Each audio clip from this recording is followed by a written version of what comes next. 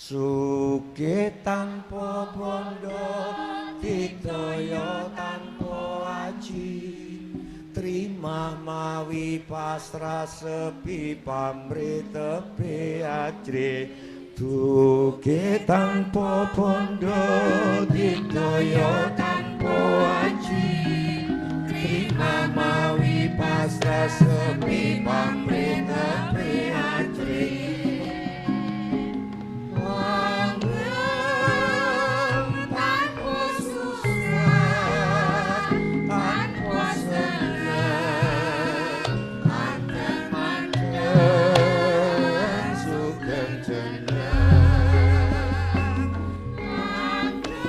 Laku yang sudah mulai khusus cipta.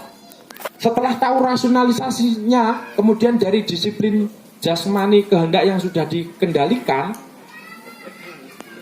ciptanya akhirnya menjadi tajam, tapi sudah dia kendalikan nafsu-nafsunya, nafsu subjektif, pamrih,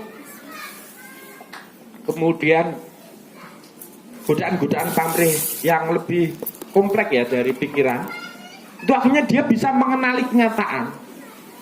Persis kayak dalam disiplin ilmiah itu, kalau Anda mengenali kenyataan sesuai prinsip senang dan susahnya Anda, benci atau sukanya, Anda tidak akan kenal kenyataan itu. Kalau Anda mengenali kenyataan kok melibatkan unsur perasaan Anda, nanti nggak akan terbuka kenyataan itu. Makanya olah pertama dalam kehidupan ini awalnya adalah hitam putih, mengendalikan nafsu.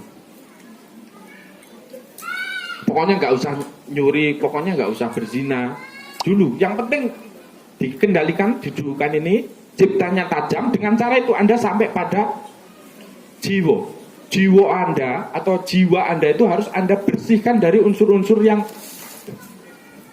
tidak mengarah kepadanya. Makanya dulu ada usaha untuk menjernihkan jiwa. Kalau jiwa Anda jernih, keinginan Anda, nafsu Anda sudah terkontrol dan pikiran Anda tajam mengenali kenyataan, Anda akan sampai pada kualitas bernama hakikat. Gitu loh ceritanya. Ilmunya hakikat. Atau terakhir, kalau Anda sudah kenal namanya hakikat, Anda akan mengenal, dibukakan, kira-kira gitu. Hakikat yang lebih ini. Nanti makanya panduannya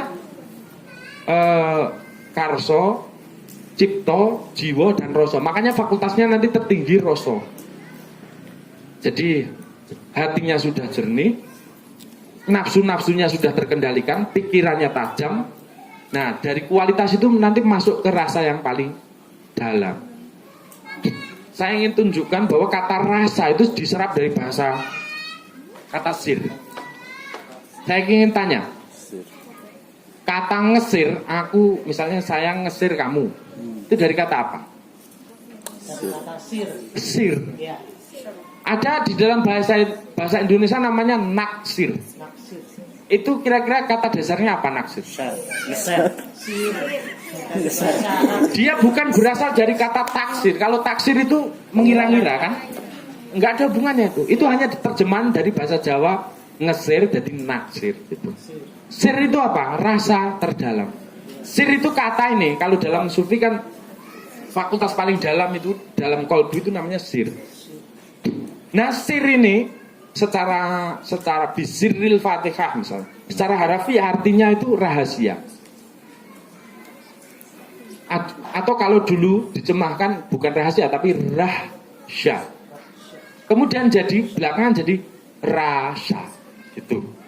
Kalau jenengan buka primbon itu al insanu sirri wa ana sirrihu, sejatine menungso menika iku rahsaku lan aku pangeran kuwi rasane menungso. Itu sudah jadi rasa, rasa.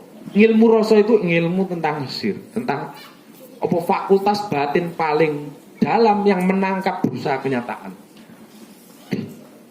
Saya contohkan lagi misalnya, namun hakikat cinta kita yang rasa, gitu kan. Jadi untuk sampai pada hakikat, fakultasnya bukan pikiran, bukan penglihatan, tapi sir, rasa. Tapi untuk mencapai sir ini, realitas dalam itu, rasa sejati nek jare wong Jawa, itu Anda tidak bisa dicapai lewat apa? Belajar. Anda bisanya lewat laku. Laku itu apa tadi? Mendisiplinkan pamrih-pamrih nafsu-nafsu Anda. Makanya dulu orang lelaku itu poso, kungkum, mutih dan lain sebagainya. Agar ini tunduk. Persis kayak kata laku di dalam tarekat suluk. Poso macam-macam. Agar ini tunduk. Sehingga nanti ciptanya menjadi tajam. Kemudian dari situ jiwanya itu dibersihkan. Makanya kalau di Ihya itu kita nyebut namanya berilmu. Itu adalah riadoh ini, membersihkan cermin dalam kolbu. Kalau kolbumu jernih, dia akan menangkap kenyataan apa adanya. Istilahnya, ya kamu seneng yang aneh-aneh, misalnya laduni macam-macam. Tapi sebenarnya ini fakta alamiah kok. Jadi kalau Anda, makanya di ilmu-ilmu tradisional kita, kalau kamu melihat cewek, pahanya cewek, itu apalan Al-Quranmu hilang, gitu-gitu. Kan gitu, itu kan ilmu tradisionalnya. Tapi kalau sekarang saya gini, jadi ini terkait bagaimana kamu menjernihkan dirimu, di mana kenyataan itu adalah hanya bayangan dari apa yang, makanya dulu namanya ada jagat cilik, ada jagat besar. Kalau jagat cilik ini beres, sudah kenyataan itu tertampung dalam dirimu. Dewa Ruci perjalanannya kan tentang itu. Makanya nanti jagatnya jagat walian, balik gitu kan. Karena itu hanya cermin-cerminan gitu loh. Satu mencerminkan yang lain. Nah makanya olahnya, kalau dulu saya kuliah itu, kalau sekolah itu, kalau belajar itu banyak prihatin. Loh, kan gak ada hubungannya toh. Kan harusnya banyak belajar. Ora ono hubungane nek wong ilmu biyen ora ono hubungane. Karena ilmu itu terkait laku. Laku tadi, laku perjalanan tadi itu lewat proses laku. Kalau dalam Wedoto mau 4 laku. Olah diri 4 potensi dalam diri yang kemudian disebut sebagai olah budi. Setya budya pangekese dur angkara. Bersetia terus menerus mendayakan mengolah budi kita. Karena sumber dari seluruh masalah, seluruh bencana di dalam hidup ini adalah dari diri yang belum beres.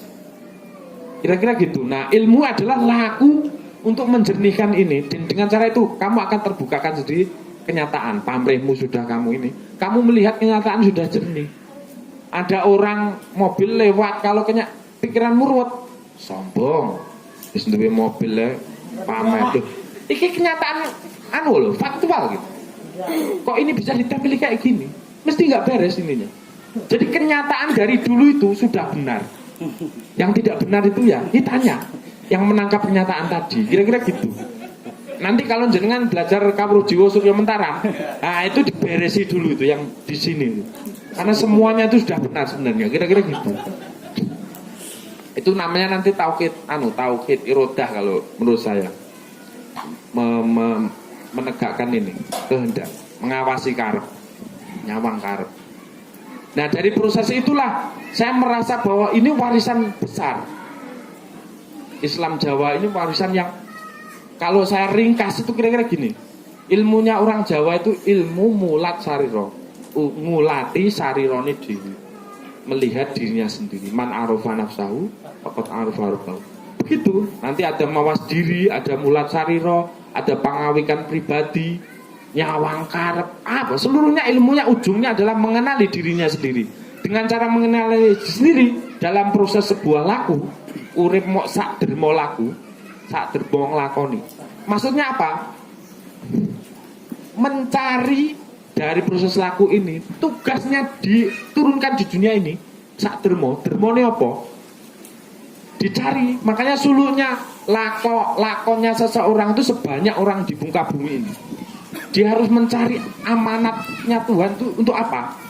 Dicari, nanti kalau sudah ketemu dia akan diyakinkan sehingga dia tidak tergoda dengan laku orang lain. Orang lain sudah kaya, enggak lagi tersilokan. Karena dia sudah menepati kesejatian lelakon hidupnya. Enggak iri, enggak apa. Karena orang lakunya sendiri-sendiri. ngelakoni sak dermo ngelakoni suluk tadi. Dalam proses ngelakoni itu dari makhluk yang hewan menuju insan gitu loh, dasar menuju insan. Ilmunya dadi wong gitu, kira-kira gitu. Nek ilmunya jadi wong sebenarnya dadi wong utama. Janmo utama atau dalam konsep tasawuf namanya insan kamil. Jadi proses laku suluk ini tadi, mengolah tadi ini untuk mencapai kualitas insan kamil atau jadi wong utama, jalmo utama. Kalau dia jadi jalmo utama, nanti dia akan balik kepada Tuhan secara mulus. Namanya ilmunya namanya kasidan jati. Sedo secara sempurna balik kepada Tuhan. Prosesnya gitu. Itu ilmu tentang tasawuf Jawa, kira-kira gitu. Proses itulah yang kemudian saya merasa ini harus diilmui kembali warisan itu, di mana satu, pesantren dulu merupakan agen dari sejak zaman Sunan Ampel sampai hari ini sudah menyebarkan itu. Sekarang saat ini pesantren sudah tidak lagi bisa membaca huruf Jawa, plus bahasa Jawanya sudah mulai kerepotan. Orang keraton bisa membaca Jawa sedikit-sedikit, tapi nggak tahu istilah-istilah kunci tasawufnya. Akhirnya ini nggak saling bersapa. Akhirnya dulu pas, makanya kalau jenengan pengen tahu aliran kebatinan itu muncul sebenarnya baru-baru saja 1930-an ke atas. Karena semakin diserang oleh orang yang syariat ini. Loh yang ngono, orang Islam sekalian ya ora apa-apa. Kono. Di 65 seperti itu, Why Million People Come to Christ. Itu ada sebuah buku. Setelah 65 itu ribuan orang Jawa pindah ke Kristen. Dan ribuan orang Jawa pindah ke Buddha. Awas nek ning Islam aku diunyong-unyong ini, mending aku ning jopo. Akhirnya begitu. Itu tragedi besar itu. Karena Islam sudah dipandang dari tadi petunjuk teknis syariat tadi. Iki wis jilbaban urung, iki anu. Dadi ora permukaan kabeh, ora ono sing inti. Nah, kalau dulu Islam itu kalau ya tadi yang sebut saya suluk tadi, olah yang 4 tadi, agar dia menjadi janmo utama. Kalau dari janmo utama, dia bisa menebarkan rahmat. Karena dari diri yang sudah tegak, dia akan menjadi rahmat. Kalau diri yang masih diliputi pamrih, egoisme, dan tidak pernah diolah, pasti kalaupun dia pinter agama misalnya untuk bantah-bantahan, untuk saling mengalahkan orang lain, atau merendahkan orang yang bodoh. Dengan cara itu, karena dia belum menjadi ilmu laku, dia masih diskursus. Nah, dari proses olah inilah kemudian jadi manusia utama yang itu bisa menebarkan rahmat kepada sesama. Karena tujuannya diturunkannya Islam itu untuk menciptakan akhlak yang mulia, budi utomo, janmo utomo, nama bu istuli utami makarimal akhlak. Makanya itu sepadan dengan di Wedotomo itu yang sering saya kutip sebagai ilmu iku kelakoni kanthi laku itu jinejer ing Wedotomo mreh kerto pakartining ilmu luhung. Jadi biar semarak agar apa ilmu tentang pakerti budi luhur itu rumbaka. Kekembangan apa lupa saya. Mring titi ati kromone agama, ndon-ndon agama suci. Agar dia sampai mengantarkan kita pada saripati akhlak agama ini. Agama suci maksudnya Islam. Kalau agama tidak mengantarkan kepada ke sana, dia hanya akan menjadi ajaran dan dia hanya akan menjadi perbantahan. Makanya kalau dalam kasusnya Wedotomo pemahaman agama itu ajaran intinya adalah kebudayaan, olah budi. Jadi ajaran utama agama adalah kebudayaan. Sebenarnya gitu. Kalau ingin saya eksplisitkan. Olah menjadi manusia. Karena Islam itu tidak hanya membenarkan apa yang fitri di dalam diri ini. Kalau yang fitri ini kotor, dia tidak akan. Islam hanya membenarkan yang fitri dan kemudian memberi rincian atas itu agar yang fitri ini orang kembali kepada yang fitri ini. Jadi tanpa agama pun sebenarnya orang bisa mengenali yang baik yang buruk. Cuma kemudian karena banyak dosa, banyak maksiat, teman-teman, akhirnya yang Fitri tadi kotor. Akhirnya perlu ada kitab suci, panduan yang orang untuk panduan. Tapi sebenarnya misinya yang kembali kepada yang fitri. Kalau dulu istilahnya Hanifah Muslimah. Orang itu punya kecenderungan hanif, tiap orang. Dan pasti kecenderungannya ingin pasrah tunduk kepada aturannya Tuhan. Islam, Muslim. Makanya dulu Ibrahim, Musa, Isa itu Hanifah Muslimah, Muslim. Dalam perspektif yang generiknya. Nah, Islam yang dibawa Muhammad itu datang bukan untuk menyangkal yang sebelumnya, tapi justru membenarkan yang sebelumnya dan mengukuhkan yang sebelumnya, ajaran sebelumnya. Dan kedua, bahwa menekankan ketersambungannya terhadap ajaran sebelumnya. Iki aku ki mau ngelanjut. Orang pengen menyangkal, orang pengen membatalkan agama sebelum. Tapi dia hanya membenarkan dan kemudian menyempurnakan agar dia dipeluk oleh salbi universal. Saya kasih contoh sederhana. Syariatnya Nabi Isa itu kasih sayang. Kalau Anda ditampar pipi kanan Anda, kasihkan pipi kiri Anda. Itu kan syariat betapa bagusnya. Tapi saya tanya hari ini, kalau Anda ditampar pipi kanan Anda, apakah Anda ada yang semuanya rela mengasihkan pipi? Update status malah. Kalau ditanya dulu yang nampar siapa dulu. Kalau cewek ya monggo. Kalau cewek ini sekalian sini. Nah, akhirnya Islam kemudian menawarkan syariat baru bernama keadilan. Bukan kasih sayang tapi keadilan. Oke, kalau kamu ditampar, kamu nggak terima, ya tampar balik. Tapi jangan berlebihan. Persis seperti dia menampar kamu. Jangan ada yang berlebihan di sana. Tapi habis itu ada anjuran. Kalau kamu bisa memaafkan, maafkan. Tapi orang mau berlebihan. Tapi yang kemudian ditekankan itidal ini. Makanya ciri khas nanti Islam itu itidal, tasamuh. Ada satu lagi tawasud, wasit, wasaton, pertengahan. Jadi syariatnya itu pengen merangkum syariat-syariat yang kemudian memberi titik tengah. Biar seimbang, biar dia berlaku universal untuk seluruh perkembangan spiritual, untuk orang dan lain sebagainya. Sebentar. Ego Anda. Misalnya seperti ini. Kalau Anda itu kecil, Anda masih kecil, itu kebahagiaannya adalah ketika keinginan Anda dituruti. Misalnya Anda minta makanan, Anda gak peduli orang itu carinya dari mana, pokoknya saya harus dipenuhi keinginan saya. Ketika Anda dengan cara nangis-nangis, bahkan kalau tidak dipenuhi, kalau dikasih, Anda akan senang. Jadi keinginannya masih sangat egois, kebahagiaannya masih sangat egois. Kemudian meningkat ke Asmorodono. Nah, Asmorodono ini fase awal di mana Anda keluar dari egotisme Anda atau egoisme Anda. Misalnya saya itu senang kalau dia bahagia. Nah, kira-kira gitu. Jadi Anda bisa keluar dari kalau dulu makanya ada istilahnya ekstase. Ekstase itu apa ya? X itu keluar. Kebahagiaan yang keluar bukan lagi tertuju pada diri Anda, tapi pada seseorang yang Anda cintai.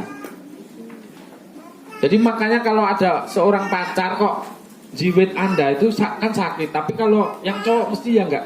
Sakit enggak? Enggak. Karena saya itu bahagia jika kamu bahagia. Jadi kebahagiaannya itu tidak ada orang lain. Nah, Anda diajari keluar dari prinsip egotisme Anda untuk keluar pada. Nah, ketika nanti gambuh Anda nikah, bayangkan ini Anda, kalau Anda berrelasi dengan orang lain itu relasinya sebagian. Misalnya saya dengan ibu saya, itu relasinya sebagian. Ada sebagian yang berrelasi, ada sebagian lagi yang tidak berrelasi. Misalnya saya tidur tidak sama dengan ibu saya. Saya di kamar sendiri, ibu saya sendiri. Relasinya dengan bagian-bagian ini. Kalau nanti di Kawrujiwo misalnya ketika Anda berrelasi dengan suami istri, Anda berrelasi dengan seluruh bagian. Makanya ketika karep ketemu karep pasti cengkrah, pasti cengkrah, pasti berbenturan, pasti cekcok. Jadi hukumnya cekcok itu dalam pernikahan wajib. Anda melatih Anda untuk menundukkan ego Anda. Kalau ini Anda berhasil, apalagi di versi Dandang Gulo nanti, Anda akan bisa mendermakan dirinya kepada masyarakat, mendermakan diri Anda kepada masyarakat. Karena syarat mendermakan diri Anda kepada masyarakat adalah sudah dalam kondisi ego yang sudah terkendali. Kalau enggak nanti hanya akan membenarkan pamrih Anda, pamrih dunia, jabatan dan lain sebagainya. Makanya ini laku. Kalau dalam perspektif dulu ilmu laku itu arahnya ke sana karena ujung dari seluruh perjalanan ini Tuhan, bukan hanya di sini. Ini hanya perjalanan pendek. Mampir ngombe muat. Jadi dia harus menemukan dan dari situ proses itulah Anda akan terdewasakan. Makanya nanti kualitas moral seorang itu dari tingkat kedewasaan. Setiap orang tambah ilmunya, dia tambah dewasa. Kenapa dewasa? Karena dia sudah keluar dari egotisme kebenarannya. Jadi mulai tepo seliro, kalau istilahnya orang Jawa itu mengambil ruang sudut mental kebenaran orang lain atau ruang perasaan orang lain. Jadi oh iya, nek aku dadi DE piye ya? Setuju enggak ya? Nek aku dadi DE akan berpendapat seperti apa ya? Gitu. Jadi kita keluar ke sudut ruang mental orang. Namanya tepo seliro. Nah, dari konsep tepo seliro itu kalau sudah berhasil, dia meningkat menjadi mulat sariro atau man arofa nafsahu, mengenali dirinya sendiri. Tapi sarankan juga harus tepo seliro dulu. Gitu. Menaik dan akhirnya ilmunya tadi menjadi manusia yang berbudi utama. Dan berbudi utama itu nanti contohnya paling komprehensif adalah Kanjeng Nabi. Karena bagaimana Anda bisa mencari syariatnya di Nabi Isa jika dia tidak pernah menikah? Bagaimana Anda mencontoh dia? Misalnya dia itu Nabi yang utama, tapi pada saat bersamaan dia kurang. Dia belum pernah punya istri dan kita tidak bisa mencontoh dia untuk adab seorang suami istri. Dan Muhammad adalah kalau dalam literatur tasawuf adalah al-insan al-kamil, al-insanul kamil. Nanti dia berperang, dia berdagang macam-macam, utuh sebagai manusia. Dengan cara itu kualitas moralitas akhlak kita bisa di terakhir. Nah, kira-kira buku ini pergulatan melampaui apa ya? Melampaui tadi definisi-definisi yang dikeluarkan oleh para orientalis, dan saya kemudian menyesap ke dalam serat-serat babat-babat, dan akhirnya saya tidak lagi mengkritik para sarjana ini. Sudah di awal saya memberi latar historis pasca kolonialnya, kira-kira begitu. Kemudian setelah itu saya merekonstruksi keilmuan di dalamnya. Makanya di buku ini saya menyebut misalnya ada ilmu rasa, ilmu. Saya tafsirkan karena saya beruntung saya bisa kuliah di filsafat, dan kemudian saya dikasih punya sedikit pengetahuan untuk membingkai kerangka-kerangka filsafat di dalam tradisi Jawa, dan kemudian saya masukkan, dan ini eksperimen saya.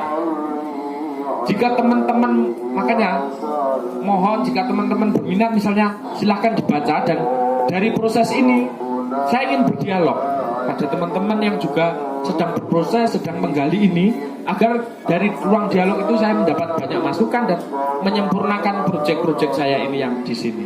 Ini buku pengantar sebenarnya. Saya dipaksa oleh penerbit untuk segera menerbitkan. Sebenarnya sudah 4 kali datang ke rumah saya dan sebenarnya saya tolak. Urung wayahe. Iki lagi masih jauh perjalanan saya. Tapi gara-gara waktu itu, gara-garanya itu pas bulan Mulut, dia datang ke 4 kalinya. Ayo Kang, dibawain cover itu loh. Iki loh covernya wis dadi Kang. Waduh. Akhirnya ya sudah. Oh ya ini bulan Mulut. Ya hitung-hitung itu sedekahku, kecintaan saya kepada Kanjeng Nabi Muhammad. Dan akhirnya saya kasihkan naskah itu kepada penerbit dan akhirnya diterbitkan hari ini. Buku ini adalah undangan, buku ini adalah pengantar. Beberapa saya sudah merumuskan rekonstruksinya, tapi nanti akan diikuti oleh proyek-proyek selanjutnya, rekonstruksi keilmuan saya tentang terkait Jawa dan Islam. Dan semoga buku ini berkenan di hadapan para teman-teman sekalian yang mungkin juga punya pergulatan yang sama dengan saya. Assalamualaikum warahmatullahi wabarakatuh.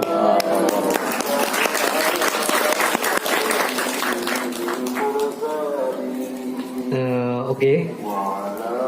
Saya tuh tadi belum ya kan? Belum ya.